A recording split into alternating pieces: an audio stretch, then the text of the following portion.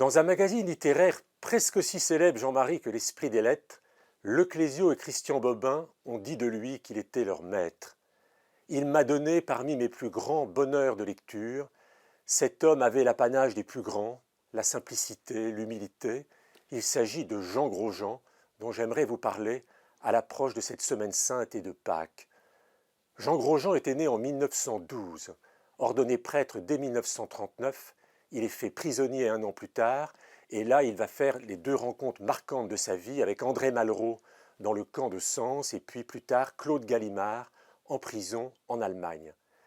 Il va devenir un élément incontournable aux éditions Gallimard. En même temps, il poursuit une œuvre de poète et publie un recueil qui est toujours édité dans la collection Poésie Gallimard sous le titre La Gloire. Tout Jean Grosjean y est déjà, un questionnement permanent sur la foi, une recherche de méditation et puis une présence incroyable de la nature.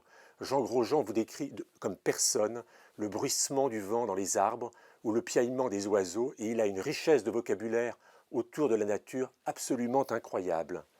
En même temps, Jean Grosjean poursuit dans l'ombre une œuvre d'éditeur et de traducteur.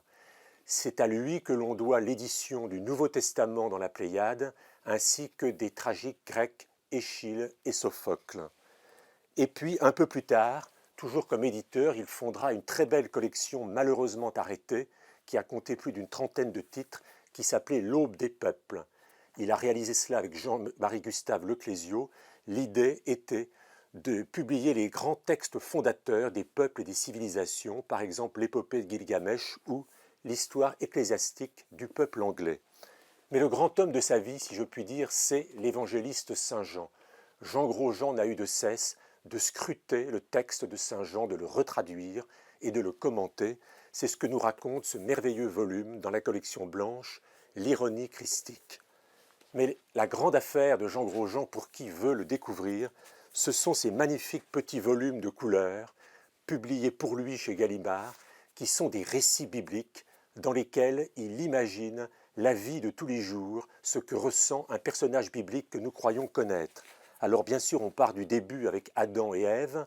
Il y a deux très beaux textes, l'un sur Jonas, l'autre sur Élie, mais j'aimerais, à l'approche de cette semaine sainte et de Pâques, insister sur deux titres.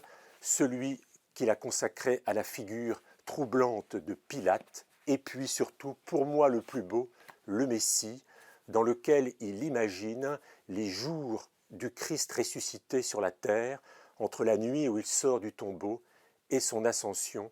C'est absolument magnifique, je le relis tous les ans, la nuit de Pâques, et cela commence ainsi.